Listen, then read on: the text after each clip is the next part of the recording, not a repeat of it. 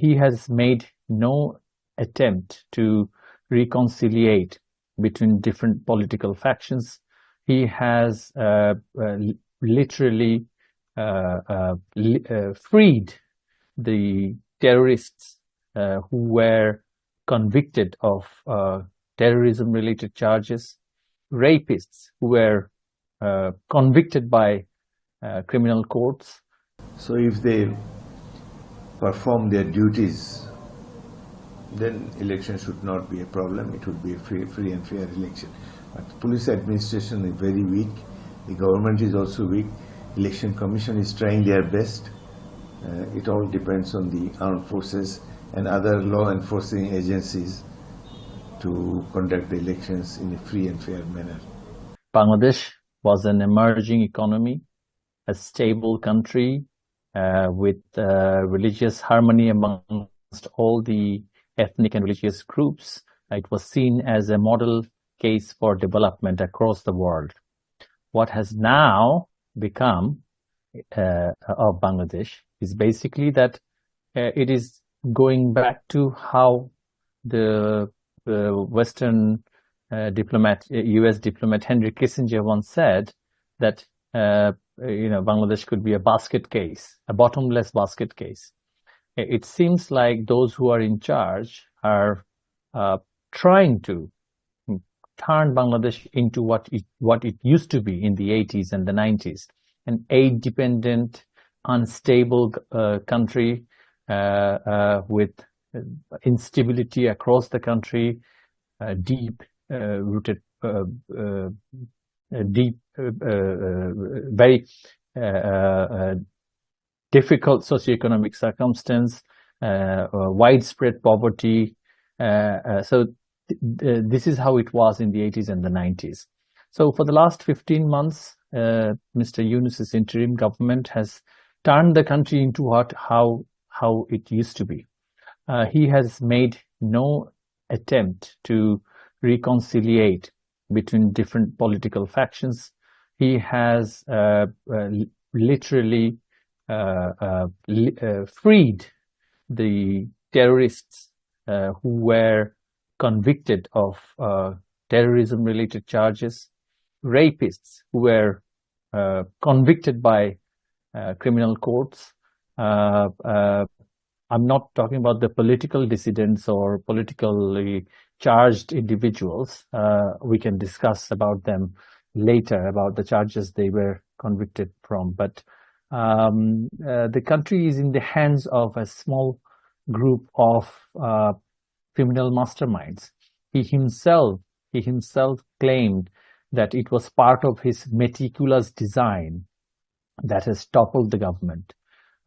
He was able to unite the anti-Bangladesh forces, the political dissidents, as well as liberal elements in some hodgepodge political understanding in order to overthrow the government of Sheikh Hasina. What started was a simple protest movement, eventually became an uncontrolled riot in which people were targeted and shot by sniper rifles, which one of his advisors have publicly mentioned that police didn't have such lethal weapon to kill the protesters, and these things have happened. And after he had taken charge on the 8th of August of 2024, he wanted to uproot the entire secular liberal political ecosystem of Bangladesh, from the grassroots to the top. It is not just about our leader Sheikh Hasina.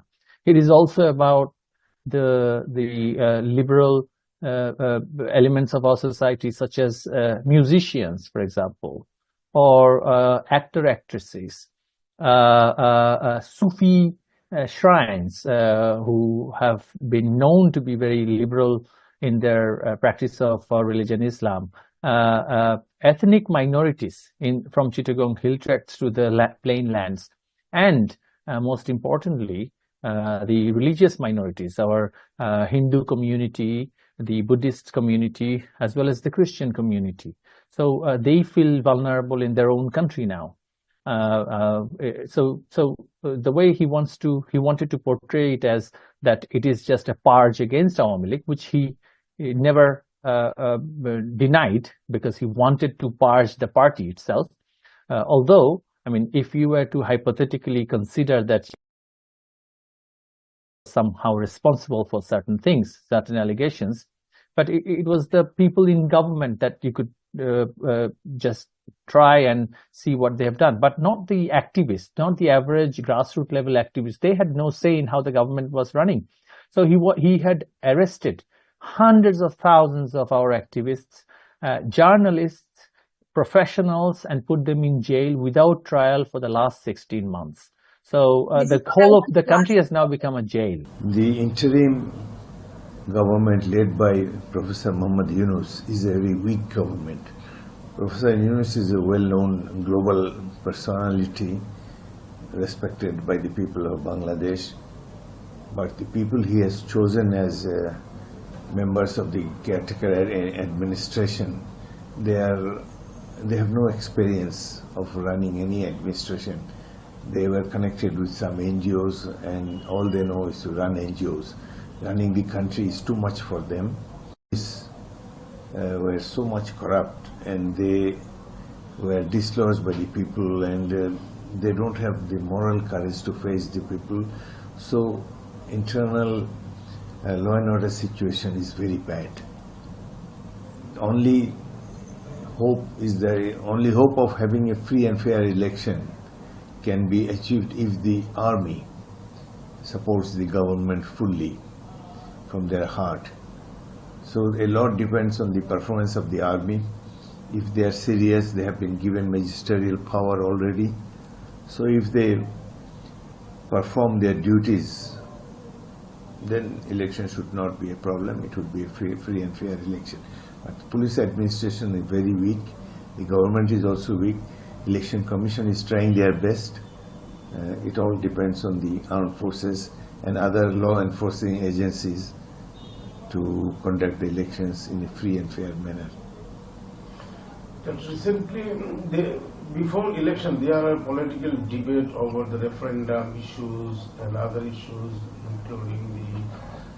including the reform issues. So, do you think that will be hindering the electoral process, which is declared on February next year? The discussion phase is over by now, and the persons who conducted the reform dialogues, they have all left for USA. So now only one issue is left about a referendum, whether the referendum should take place before election or on the election day. Some of the parties, smaller parties, they wanted it on before the election day, but BNP and all the major parties except Jamaat-e-Islami, they all want it on the election day. There are many valid reasons for that. Conducting a referendum is a matter of expense, lot of expensive. So it is always better to have the election, have the referendum on the election day. Most of the political parties are in favor of holding it on the election day. So this is only a small thing to be resolved by the interim government now. They have given a deadline of 7 days, which expires today. So I hope tomorrow we'll hear something from the government. We have requested the caretaker administration to sit with two to three major parties and decide the issue. Reform itself, as it appears now, they have left the job unfinished. The reform, the sponsors, the organizers of reform, Dr. Ali Riaz, he has left before finishing his full task. At the fag end, he has just left. So they should have finished this also. Now leaving it to the political parties is not valid, is not acceptable, since they have conducted a discussion meeting for nearly a year. So they should have finished this part, and then finish this part means the day of referendum, then concluded these sessions. So now we have asked the Chief of Caretaker Government to resolve this last final issue. Hope they will come out with some solution tomorrow or day after. But the whatever the reform proposals they have done, many people think that it's not logical. They would like to introduce 48 clauses, 48 separate subjects for reform. For a common people to vote on 48 items on one day is not possible, and all our people are not highly educated. They all do not understand this implication of these 48 proposals. So what the government should have done, the reform proposal should have been, there are 28 reform proposals on which all the parties are unanimous. They should have picked up these unanimous 28-point reform proposals and put that into the referendum instead of the 48 with note of dissent. So we hope something can be done even now at this late stage. They should accept only those proposals on which all the political parties are unanimous. They all agree, so that the question of dissent does not appear. But still, we keep our fingers crossed. Let's see what Professor Yunus and his team does at the fag end of this discussion. Express the fear of the violence as